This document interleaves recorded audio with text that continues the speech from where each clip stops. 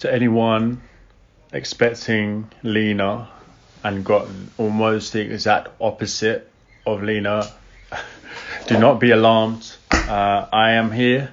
My name is Raymond Antrobus. I am hosting the Young Poets Showcase, Poetry Possibilities. We have 6 poets lined up for you, which we're going to share. Everyone is going to read between 6 to 8 minutes. People are just coming in at the moment, so I'll just let you come in. Hello, everybody. Happy National Poetry Day. What's happening? I know the poets have really been looking forward to this. Getting a few requests. That bird outside the flat has been singing non-stop. And I think it's because this bird knows it's National Poetry Day and it's celebrating harping. All right. Just waiting for a few more people to come in and we'll start. I'm just going to send an invite to our first poet.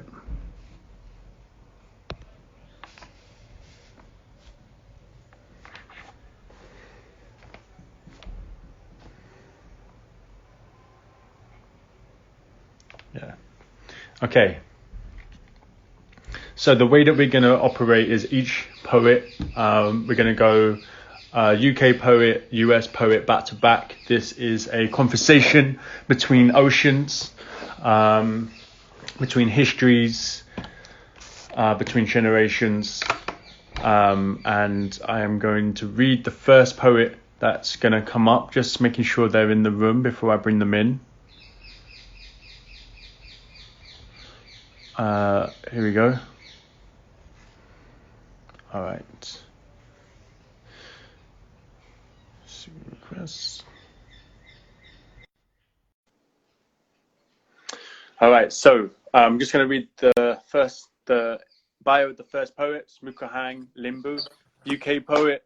I'm just going to quickly read so everyone knows who you are. How you doing? Hi, I'm good. How are you? Hi, I'm good. Thank you. Thanks for joining us. Can't wait to hear your poems. Just to say, Mukahang Limbu is 18, studying English and German at Queen's College. He's a 3-time Royal Young Poet winner, a Slambassador winner, and winner of the First Story National Competition. So heavyweight poet already. In 2019, he was also the recipient of the Outspoken Prize for Poetry. His poems have been published in the Picador Anthology, England, Poems from a School, Nascent by the Outspoken Press, the Kinlin Journal, Poetry London, and Tell Me the Truth About Life, an anthology curated by Sears Matthews to mark the 25th anniversary of National Poetry Day, where his words were found alongside Simon Armitage, Sharon Olds, Emily Dickinson's, and many more.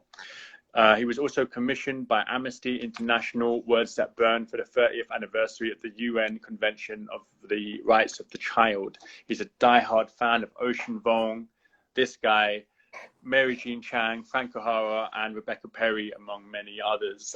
Thanks for having me in your bio. I appreciate that. No, it's always been there. All right, so I'm gonna disappear and I'm gonna give it over to you. All right, Mukahang. Okay. First of all, I say thank you so much for having me. And happy National Poetry Day to everybody. I'll just get cracking with my first poem. The first poem is called How to Forget Your Mother's Language. And it is after Sophie Dunsby. First, you learn that you will never be your father or your mother, and how you will never inherit the hot black kiss of an iron pest pressed on your mother's thigh, the brand of her marriage she always hid behind her lungi, how you will never learn that the fabric tightened to her waist was her way of folding new flesh, no longer white, no longer pale. And how you will never inherit your mother's screams, the one she cupped in the night, swallowing her own silence as the head of her child tilted out her arms. And how you will learn that her evening prayers were music for the afternoon rain, that she was once the girl playing on those wet, steaming streets. And how you will never inherit her poor courage, stealing the green mangoes from the hospitals with Nepalese writing you can no longer read. How you will never learn that she ran differently then, her whole body giggling, holding those mangoes to her chest, shaking with breath. And how you will never inherit her one dress hemmed by the hands of her mother, collecting bottles for rupees she hid inside her bones, afraid of liquor hands. How you will never learn that there is a thirst that makes fathers thieves, how they eat prayers, how they rob their children and wives, and how you will never inherit your mother's need to run from school, afraid of the things she didn't have. How you will never learn that it was the pencil, neon rubbers, and rulers she would never forget to buy her own son. How you will never inherit why your mother no longer ran. How you will never learn why she stopped wearing the uniform she used to wear. Thank you. So the next poem is another one from my mom, and this is called Mother of Flip-Flops. Mother of flip-flops, of chipped nail polish on ginger fingers, always the warm hands, your smile, the kindest room in this house where we kill cockroaches with bay leaf you boil in your chai. Mother of the money plants, of orchids you cannot take care of the garden overgrown with weeds only you can't seem to stand. Mother of turning the light on, the switch clicks like your broken English. You say fill form in, look up this apartment, what does email say? And maybe before teaching you how to pronounce furlough, I'll write that reply to that lady at the bank writing about your loan and put it in the prepaid envelope. But maybe I won't. Maybe I'll send for a loan renewal, a debt rescindment, a chance for you to go to school, to learn to hate fractions, cook words out of alphabets like rice cakes, to go flirt just a little more, ride in the back of some handsome's bike, to keep dancing, to never be pregnant, to learn to make curry later in life, for yourself, not for some stranger's in-laws. Mother, I'll also request some dirt for your knees. Those black knees are playing too late in the streets.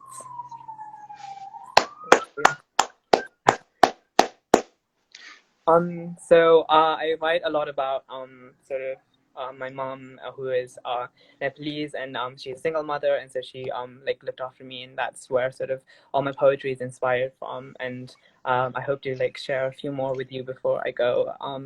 The next one is called Republic of Mackerel, which was written in lockdown, and I think it just expresses some of the feelings I had then. Republic of Mackerel. Because time is a tuna sandwich with some pickles, and I am tired of it. Today I spoon out mustard sweat. Today the wheels of my belly will bike the cobbled alleyways of my body. I declare a republic of mackerel and sunflower oil, where the streets are soy sauce and the smiles cut easy as a knife into tofu. Here our manifesto is the ugly lover who will try to make a stir fry out of me, eat jasmine rice on the side, chew every grain like pieces of a love song in a foreign language. The Republic of Mackerel does not know how to sing of love, because to hell with recipes, diets, soap, wearing clean underwear, to hell with sunrise, aprons, blankets of dusk, eye bags or cold tea bags, to hell with the lover whose words drew that my body could never really learn to cook. To hell with the ways to measure water in a poem, the ways to wash the vegetables in this poem, the ways to cry in a poem, the ways to hold yourself in between a line,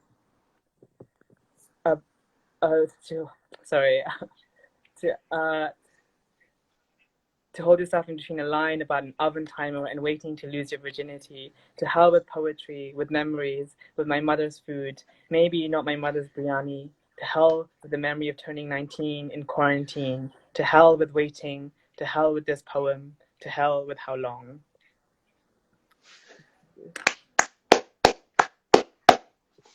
I'm sorry. Last poem. Yeah. Thank you. Doing things digitally is making it a lot more nerve-wracking than it is, I think, than doing it in real life. But I think it's just getting used to the phone glitching and everything. But I hope this is okay for all the everybody who's joined us today, and thank you so much. So I think I can do maybe two more poems, maybe, yeah, before I go. So I had a nightmare about this actually, like that I was going to mess up my reading, and it was this specific poem in my dreams. So I'll just read this one. Um, the Gorkhas. In Xanadu, sunless troops of Gorkhas bathe, with kukris smiling, thirsty by their waist. There, soldiers hang their cattle chains high atop the coral pillars and sing those hoarse Himalayan tunes, stretching from their far mountain belly, sing songs that clench their yak-milked bones when their war cry filled the trenches. Their throaty echoes rumble through the wreckage of this copper city, where the sea slipped on her feet, shook her flesh out of place, leaking fat flames and golden pagodas. Listen, outside a mother runs like boiling rain, holding a little lilac dress, searching the ruins, her footsteps, blood sprouting rhododendrons, as she laughs with tears and laughs, her laughter asking, where were you? But this, the heaven that used to touch the earth, is the country the soldiers have returned to. Here, the ink numbers on their chests are shadows jumping on a single spot. Here, the names of children are a cold breath shivering in their father's tongue, lost like the memories of home, forgotten by the sounds of bullets whistling, of machine heartbeats, and stories of one-handed men catching bombs like picking fruit. Here, they lean back against sea-black stupas as the sepia photos of mountain children giggling float between their ribs. Here, where the gods no longer live, neither Western nor Eastern, the Gorkhas, can you hear them sing? Thank you. Raymond, is there time for one more, or should I? There isn't actually. No, Yeah. there's not. We've got to move on. Sorry, That's Mukahang, absolutely but that was fine. great. Thank you so much for having me. Happy National Poetry Day to everybody. Happy National Poetry Day. Bye. Cool. Nice one, man. See you later. All right. So our next poet coming up is Morgan Venado, US poet. Morgan Venado is a poet and producer from Oak Park. He is a leader at his high school spoken word club. Morgan has been mentored under artists such as Jamelia Woods and Kevin Koval as a YCA artistic apprentice. His poem Dung Beetle was awarded first place in the Rider University High School Poetry Contest in 2018, and several of his works have been awarded silver and gold keys in the scholastic art and writing competition. He's performed in the Auditorium Theatre, the Metro Theatre, Columbia College, and the University of Chicago as a Louder Than a Bomb team finalist and indie finalist. So we're just going to bring in our next poet. Oh, Morgan Venado. There we go. Should be coming in any second. Yo. Hey everybody. Hey Raymond. How you doing? I'm doing good. How are you? I'm good, man. Happy National Poetry Month. Oh, same to you. I'm gonna give you the whole screen so you got it all. Thank you. All right. Shoot. I don't know if I have much time, so I'm just gonna start. This is one of my favorites. This one is called How to Make Good Music. After this one photo of a man playing the saxophone with his tie. And I never joined jazz band because they were too afraid to call it jungle music. Its playground name, it's dirt, not the classical they try to smudge it into. Excuse me. I believe there are only two versions of my father. The one who says African American in an interview, and the one who used to play saxophone in the basement. The one who lost himself in the distance age makes. I like to think this version of my father doesn't flinch when people call his music by its ape name. I believe he's tired of pet names too. White people call me niceties and expect me to answer like that's my name. My mother could never call me that in rage. There's no love in that name. I try to call myself that, and my mouth fills with stucco, and my teeth become smooth, and my speaker fumbles into obedient silence. I argue with my parents about how much I love the word nigga and forget to tell them about the music it makes. How it tastes like the goat skin smack of some Negro drum. How there's no word worth speaking that isn't Savage song. They ask me how I can love a word that white folk use to pinstripe our backs, and I try to remind them that on the B-side of every good song there is blood, that every instrument we play will always be on its knees anyway, that you can't play saxophone without leaving spit, without the drool, flapping in the wind tunnel, stuck between hot air and good music. Moving on, we got another poem. Thank you. This one was inspired by a quote in a reading I had to do for one of my classes. And a quote I picked up was, what if who we are is owed to blood culture? And yeah. First, God needed a nap, so he made the rest in the pastures, riveting like sheets unfurling. Oh, there's the bad word. I don't want to say it, but still. And that nice piece of behind, my grandpa says, like careening the truck round another snake road. We are two Negroes cutting through the trees inside a gleaming strawberry with a flatbed I can easily bound. And that there's my old school. Stories of old flames and friends crackle like popcorn in the southern heat. I try and imagine the walks home from football practice, midnight wind tattooing the plain like a horse brush through manes of green, green, green. And these folk right here, you feed my dream of remigration. Families faced with the snake tongue of the north turn to retracing. Chicagoans uprooting from the south side like waning zippers.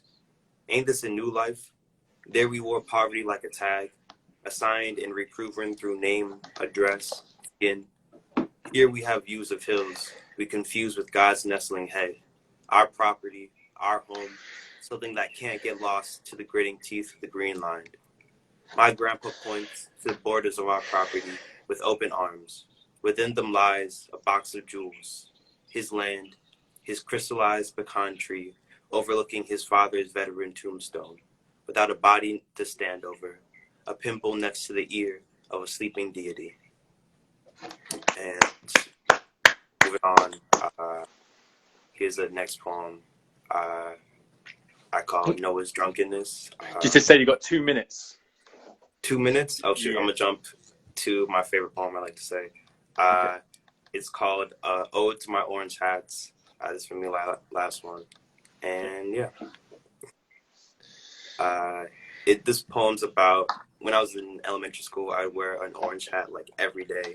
And like it became part of my identity. You would not see me without it. I looked like a cartoon, but still. And this is an ode to it. My crown of flat soda, Fanta quilted, faded brim, edges torn like victims of teeth, bite marks, initials stamped under bill, MV, bite marks. Wood chip scooper, leather palm for tennis balls, gnat swarm slapper, headband a bed for jungle gym sweat, cooling into fireworks, collapsing into lightning bugs. Cataract flag, lighthousing my name better than tongues. Loudest nigga I know without a mouth. That thing I needed before angels could catch a glimpse of my hairline. Last thing I needed you for was shade. We became synonyms, pond reflections without Narcissus. The way dirt and earth are just the same name for everything and nothing. The dust I pat off your forehead, baseball diamond clod hanging round your nose. First brother I had to throw away. 6 years since wearing you, I cleaned out my closet and found you cradled in junk. A child dying of old age, I held you, assessed your cracked brim, loose strings, cloth as pale as the underside of an orange peel, and gasped. You were laughing, snaggle-toothed and smiling. It was contagious. I caught on, and we both laughed, and laughed, and laughed, and laughed, until we couldn't. And all that was left was the echo, filling the room, short feet giggling, forever forward.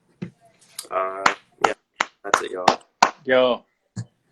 Thanks for having me. Happy National Poetry Month. Bam. The next poet is awesome. Cool. Thanks, Morgan. All right, that was dope. So just to say that the poets from the US have been students of Peter Kahn, poets in the UK have been students of Kate Clancy. So our next poet is Aisha Borgia. And cool. I'm going to read Aisha's bio. Aisha comes in. Aisha is an 18-year-old poet who is scared to start university soon. She's been developing her poetry since she was 13 with the help of guidance of Kate Clancy. Aisha is three-time Foyle Young Poet winner of the first Story National Writing Competition and a Rathbones Folio mentee. She gets inspiration from her work from her Colombian family and experience with dyslexia, but lately she has been writing about quarantine and the people she wants to see when she's out. Hello, Aisha. Hi, happy National Poetry Day. Thank you, you too. I'm going to give you all the space you need now for the poems. Go. Firstly, I'd just like to say I'm so shocked. Those are all amazing poems, and it's really hard to go behind someone that's like that much of an impact. So yeah, I'm Aisha. I'm gonna read you 3 poems, hopefully, maybe one more. Let's see. The first poem I'm gonna read is called "This City Which Forms Intimacy and Knows No Privacy." I wrote this poem a year ago, although it's starting to have a lot more relevance because it's all about London. It's like a love poem to London, and I've just moved here for uni. So yeah, it means quite a lot to me, and it kind of reminds me why I wanted to move here in the first place before the world decided to, end itself. So this city which forms intimacy and knows no privacy. I'm watching 2 bodyguards dancing ballroom in each other's arms, half listening to the unenthusiastic street magician's audience applause. London's benches are like that, uncomfortable like art, like concrete blocks. Coming here never feels unwelcoming, but no one ever stays or sits still. Movement is international and restrictive. Waiting here, I become invisible, fading like graffiti at a skate park. Not like a Banksy, never that prestigious, but always that political. A demo voice in this city like everyone else, trying to make it. London's like that, loud. 8 million people trying to tell a different story, all under the same roof, but not on the same floor. We try to touch the stage for a second, and when it's done, we all stop and stare, but then move on. Stand back for a minute, watch the tubes fly past, forgetting the artist's name, but remembering their struggle. One of the many lionesses of London, not sorry for being here, or being smart, or knowing their shit, unlike the dicks up there. Parliament standing like the architectural embodiment of a hangover. The next poem I'm going to read is called Friend, and I wrote this during quarantine because I couldn't see my friends, and I wrote one for each one of my friends, but this is just one of them. And it just reminded me that everything will go back to normal one day, and I can make crazy and strange memories like I do in this poem. Friend. Yesterday I saw a dog that was you, long and rude. It had your short fringe, but did not wear the clothes you do. Second-hand skirts that look like gold on you, and dirt when I borrow them. Do you remember the days we almost died together, lying in the middle of rural roads, gravel on the backs of our heads? Do you remember the taste of vegan ice cream I pretended to like? The conversations I had with your mother and brother, claiming that I came to Burford just to speak to them? And not to smoke out of your window, listening to 5 a.m. owls, and laughing until we peed ourselves, while trying not to wake up your grandmother with our underlying dementia in her. I remember. I text you how much it hurts not to see you, your tattooed legs, your obsession with things that make me uncomfortable, the £1 sprays we both smelled of and the ramen we'd make. Friend, do you miss the words we shared drunk and upside down, heads swinging symmetrical off the bed? Friend, do you miss the truths we tell each other in churches? I would muffle my breath, scared it would shatter the stained glass Jesus' blood, his body distressed and thin like the blankets we slept under. The world flesh, us unimportant. I miss the 74 clocks that would tick in the walls and talk to let us know that the friendship we shared together would be something we'd look back on in quarantine. And then the last poem I'm going to read is called Bring Me a Baby. I wrote this during one of Kate Clancy's workshops on Zoom, and this was just at the beginning of the rising of the BLM movement. And everyone was writing, like, I love protest poetry. I think it's so incredible, but personally, I don't think I can write it. But this is my attempt at it, and everything that came out of that workshop that day was just like, blew my mind. It was incredible. So here's my attempt. Bring me a baby. Bring me a baby and make it labelless. No genitalia or race, no skin, just a pile of jelly bean organs. Bring it here and let it crumble in my arms while I sing it labelless songs as it lies wealthless. And by that I do not mean without wealth, but unaware of the concept of wealth. Coins just metal portraits of a woman aging. Let the baby be born from no one and let it understand noise without language. Let's put it in museums. Let's take it to courts and parliament. Let's put it in handcuffs on its bloody wrist, and then let's free it again. Make statues of its detached body, and when the world gets uncomfortable, skin it. And by that I mean the opposite. Put skin on it, gender it, give it 2 parents, christen it and feed it.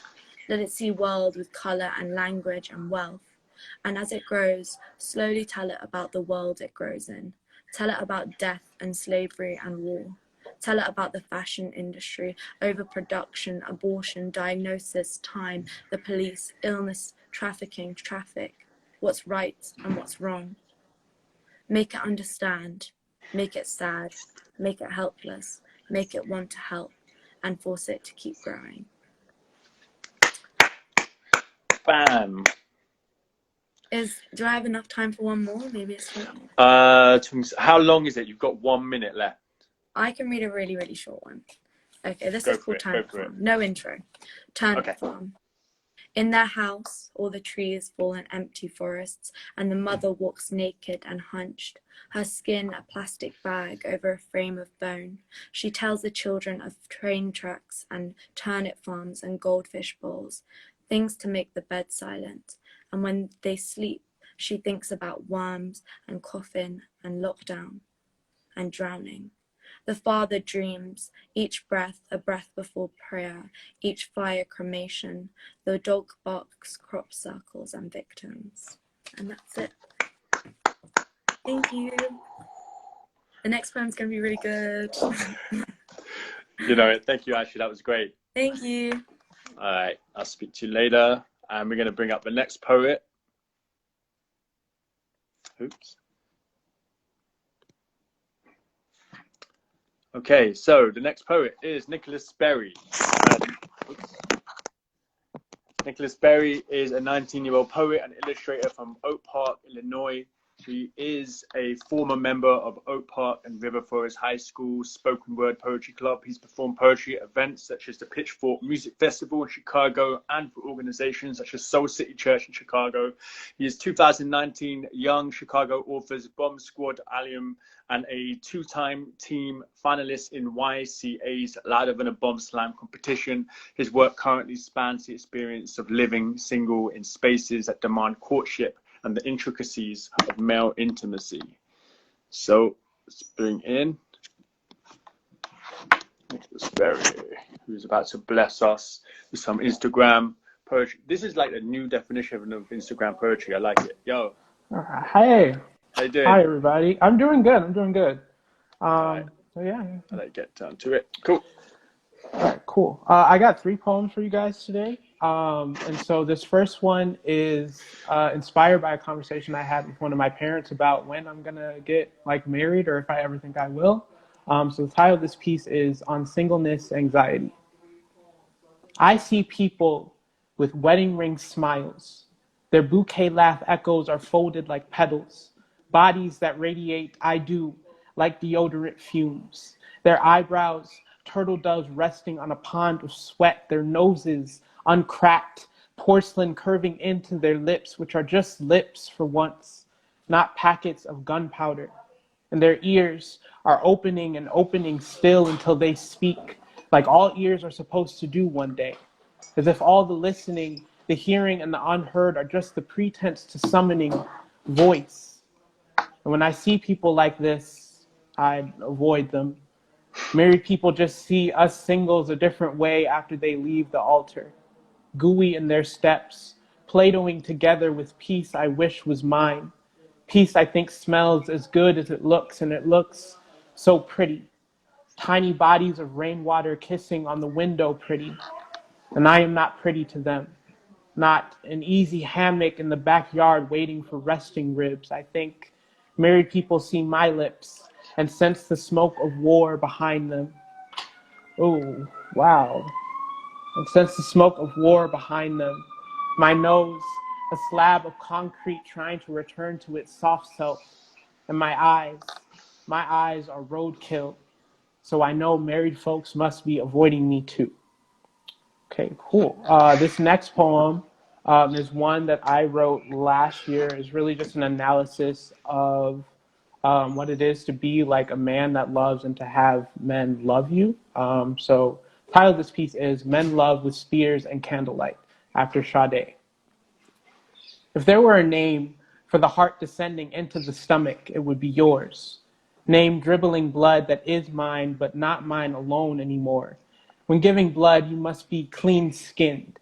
Have a feast on your bedside table as a way to be prepared for fainting and swooning like twisted-necked chickens, feet severed at the ball. When giving blood, you give up scalp too. Massaging Jamaican black castor oil in coils on the latest nights. The asking about work today. If you will get lucky tonight or the morning after. In blood, there is a crime of caring, of wanting to be wanted in morning stench. It's crust. There is no blood in bodies too proud to say I love you when coming. Home, just for the weekend, is a weak stream of blood, is no skin worth having around your neck. And this last piece is a poem that I wrote for one of my best friends when we used to go to the gym together. So the title of this piece is Inner Ear Gym. May we give thanks to the gym that has outlawed gym intimidation, makes a mockery of the blowfist fitness junkie with a wife beater on, and instead celebrates the black woman going backwards on the elliptical. Give thanks for the Tootsie Rolls at the front desk, reminding us that sugar is the best incentive to finish our squat set. In this place, Drew and I remember to stretch before the treadmill, make a plan to work on his pizza belly. We listen to Biggie on the way there and Brockhampton on the way home.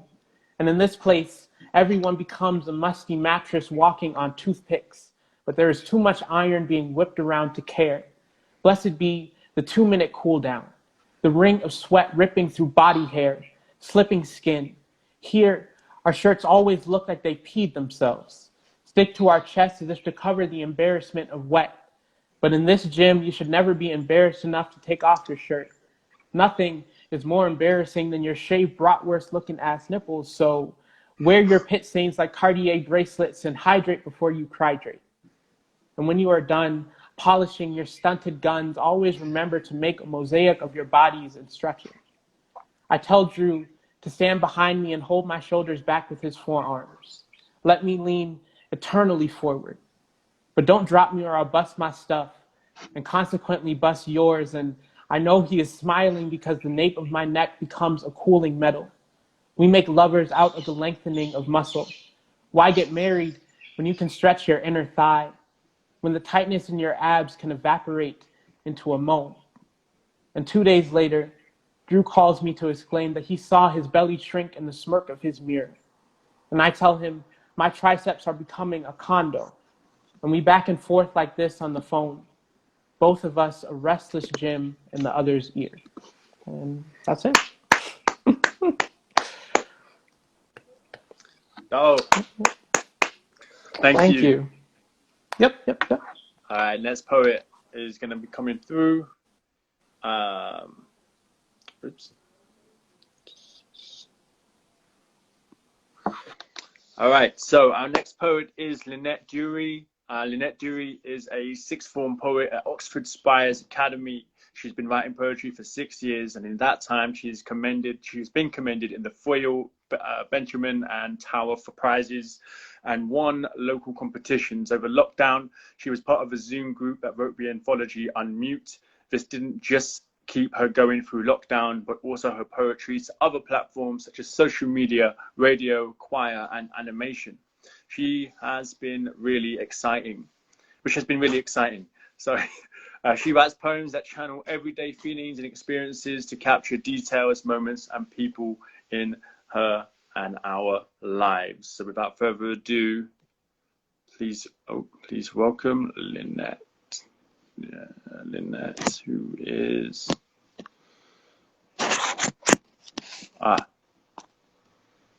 second.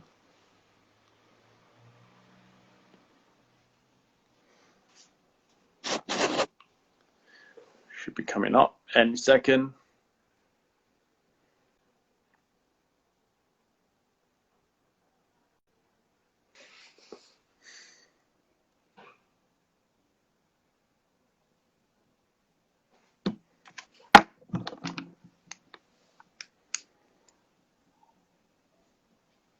So saying it's connecting.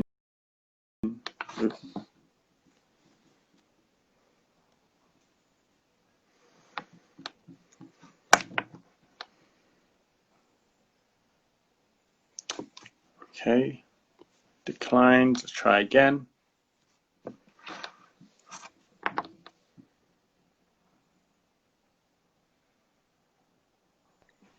Hey. Hi, how you doing? Thanks. You're welcome. Happy National Poetry Day. Same to you. All right. I'm gonna disappear now and give you the full screen. Hi, yeah, I'm just going to read some poems that I've written over lockdown, starting with one of the ones from our anthology, Unmute, Quarantine. I didn't know I'd miss waiting at traffic lights, waiting for a burst of colour, a static of sound. I didn't know I'd miss noise, crowds, the breath of rain as it hits parched tarmac, being near enough to hear people's breath. I didn't realise I was only exactly alone when I was walking home from school or to the shops. I didn't realise it was the in-between times that held me together. Next poem I'm going to read is actually came about when I tried to type the word COVID into my phone, but it didn't recognise it and offered me loads of weird suggestions, made me think about how language has changed. So this is my poem, Language. Today, scientists discovered a new type of time, thick like broth for leather garden squash, soundless as hard, empty tarmac, slow as watching the blossoms come and go, plum, cherry, apple, May. The day after we locked down was the hottest of the year. Now the roses are exploding. Their debris is the words my Nokia autocorrects COVID to. Bothy, antid, anthe. A word that didn't exist, like an undiscovered cave. I mouth the new words of our language, interpret their taste. Furlough gathers dust.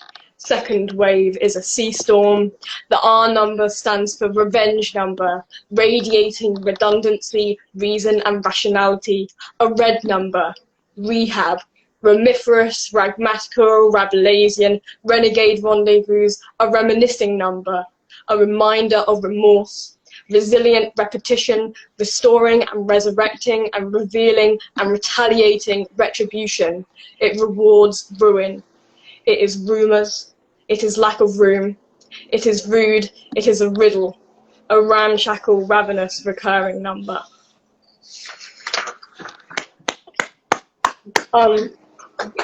I was led to writing this next poem, Note, actually from a series of ink drawings I'd been doing, and just the images that were going around in my head at that time, I somehow transferred them into this poem, and yeah, so I'm going to read it now, and this is Note. When all this is over, I'm planning to meet you in a coffee shop, while I lean way back like a free man and hold my cup to the air as if inspecting a jewel. I'm hoping for rain so hard we can't tell what are stars and which are raindrops. So we have to stand under the same black bat-like umbrella. Looking at the halo around the street lamp will remind me of how I used to be scared of the dusk sky. I'll tell you this, quietly, as you'll be close enough to hear me. Where were you during the total eclipse, I'll ask. By the time this is over, it'll be winter, high time for ice skating. We'll make music stave tracks behind us, and when I trip, you'll be allowed to reach out and catch me.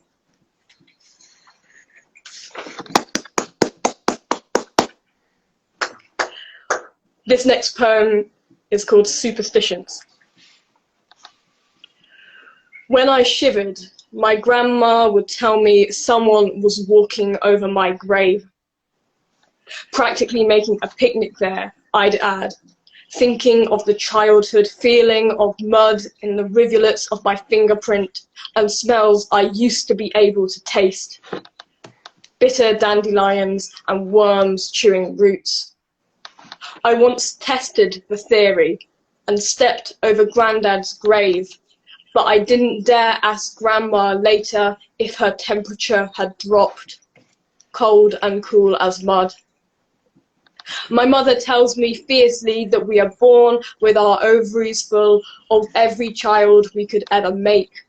2 grapes like puddles glittering with 2 million broken shards of a mirror reflecting my staring face.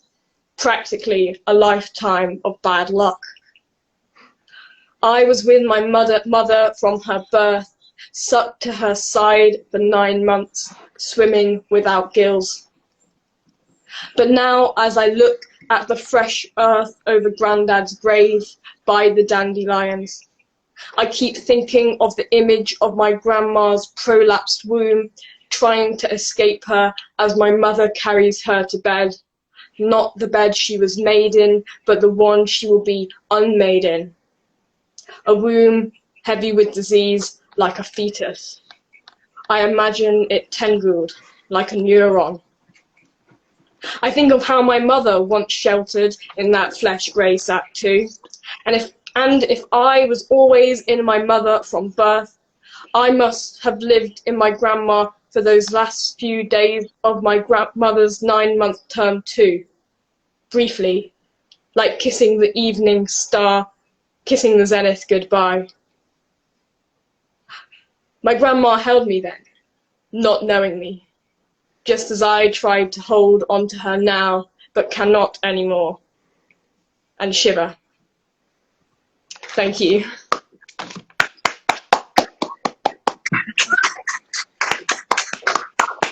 Amazing, thank you.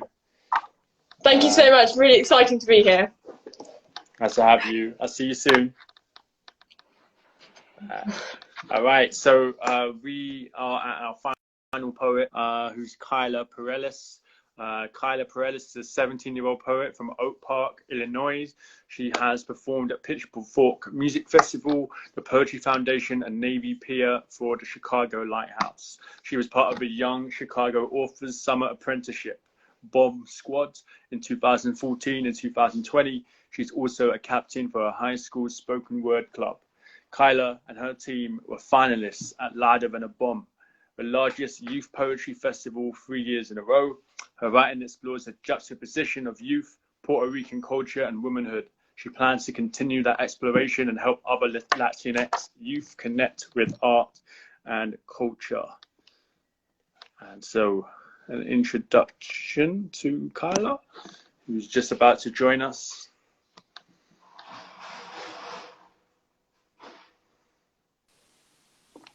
Hi. Hey, yeah, you all right? Yes, I'm good. How are you? I'm good, thank you. Happy National Poetry Day. Happy National Poetry Day. So I'm going to try and fit 4 poems into this. We'll see. The first title is I Am a Puddle. A small ocean surrounded by concrete. My tide rising and falling between the feet shoved inside of me. I am a puddle. The neon sky reflecting on my cheek, making it seem as though there are technicolor beasts inside of me. I am a puddle. When a child touches my nose, I dance back, mirage rippling reflection into rhythm as if to say, I was once a child too. I'm a puddle, but I could be a fountain for you. I could fall back into myself, make you think I'm bigger than I am. I would pretend to be endless for you. I can see how small you are, dew on a leaf dropping down onto your knees. I want to pick you back up. I'm afraid you would stick to my fingertips. After all, we are just a couple, walking in the rain down the middle of the street as I refuse to wipe your cheek. Thank you. And this next poem is my attempt at a villanelle, so we will see. Villanelle. Before the sky was a papagayo, it was a girl who would dash through the house wrapped in abuela's silk scarves, colorful wind making her ignore all consejo. And the parade went on till it nearly burst the house. The boys playing baseball trickled into the house. Concrete clapped as the chorus grew louder with each hijo nuevo who would dash through the house. The tios put down their newspaper to see what was going on in their house. Perched on the window ledge was a wingless papagayo, and the parade went on till it nearly burst the house. The no-good neighbors opened their windows just for a look at the house. Move to Risco, said the girl with the papagayo, who would dash through the house. The dancing people poured from the house. The girl's scarves began to grow feathers. No one could see the papagayo, and the parade went on until it nearly burst the house. At the Risco, they found no girl and began to shout. As the clouds swirled, they realized she was the sky's new halo. The girl who would dash with her people through the house made a parade of wind that could burst any house. And then my next poem is titled Thoughts on Good Girl. I was never a snitch, not even that day when Caleb and the tall, lanky kid who followed him around cornered me during passing period. This was the first time I made honor roll, and I bet the school said something about it in the announcements, and Caleb just wanted to call me names, but he hadn't remembered to call me spick or wetback, so he said Mexican, with all the spit in his mouth foaming at the sides. A teacher saw and reported them, which only made the bus ride home worse. They pulled my hair and said I was a liar, but it's not like it was anything bad. Caleb wore glasses then. My attack was a pretend flick, and he would pull away, afraid of cracking the lenses. Next year, he got contacts, stopped calling me names because I became useful. He always wanted homework answers, and I always brushed him off. One day, he pulled my phone out of my back pocket, told me if my ass wasn't so big, it wouldn't be so easy to steal. A teacher saw and sent him to the office, but I was told that some boys couldn't handle crushes, that I'm a good girl. I should know how to deal with this. And the teacher was right, I was a good girl, keeping my head down. It was better to learn then that men would never stop shouting, "Hey, mommy," that every brown girl would feel fear as they stepped into their jeans. I almost made it through freshman year without him bothering me. I stood up to put my lunch tray back when I felt his palm grab me. No, it wasn't me he grabbed, it was my ass. So I slapped him. My full hand fell where glasses used to be, his skin speckled into strawberry. It was like I had plucked him right off the bush and dropped him into the dirt. And that day the boys were laughing, but they weren't laughing at me. It was Caleb, who thought he was big enough to call me names and touch what wasn't his. So yes, I'm a good girl with a good slap. And this final poem is titled Matriarchy, a Manifesto.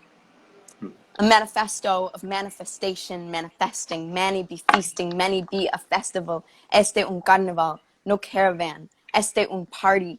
Y manual. Yo necesito un manual. Get out of the pool, you kitties. This shit is festering. These little shits are pestering me.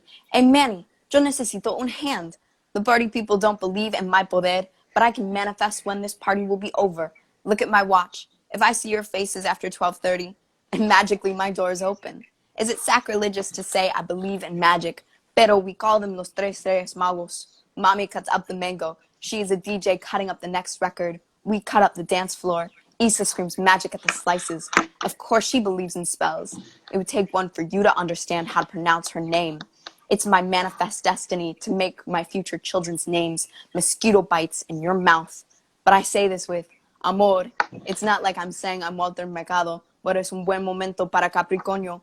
Metaphorically, I could make a burro out of you. If Grandma saw the tarot deck, she would drop into her hands, crying out how her head fore hurt. Pero esa mujer rubs Vicks on her temples, thinking she is healed. Ha, who's the bruja now? Mommy has never met a Manny without handing him a wrench. And trust me, there have been many. Mommy has always been one for manifesting. She thinks it means learning English was not all for naught. She believes in words because of Maya Angelou. She will wallpaper the house in affirmations. Will shut down a party because of the vibes. Cut that shit out. Synonym for not in my house. Guest who barks like your grandmother's rat of a dog. I tell Mommy her moon is in Pisces, and she throws up her hands, shouting, basta. Wow. Thank you so much. And everybody who's gone so far, absolutely amazing. I loved hearing all of your work. Kyla, thank you. That was an amazing outro. Thank you. Yeah, cool. Really good. Thank you. All right. So that concludes the Young Poets Showcase Poetry Possibilities. We had poems of friendships and family and witness. We went through gyms to wombs, puddles and fountains, and we ended up with a manifesto for matriarchy. I saw a quote recently that said something about putting your friends or putting the people you love in your art is one of the best ways to bring them with you, and I feel like that was a true testimony to that idea, to that quote, to how bringing the people we love into our art gives us a future to walk into, as well as a memory bank to dip into. So thank you so much, everyone, for coming out, for tuning in. I hope you're all staying safe, staying well. Big up all of the poets. Do check out their work. It's kind of astounding to me, because I didn't start kind of calling myself a public poet until I was around 19 and 20, and so these poets are already miles ahead of anything I was capable of at that time. So I feel inspired. I hope you do too. Just reading out and also, of course, big up Peter Kahn, big up Kate Clancy, big up Susanna Herbert, and everyone holding it down for National Poetry Day. Thank you, and I hope to see you soon.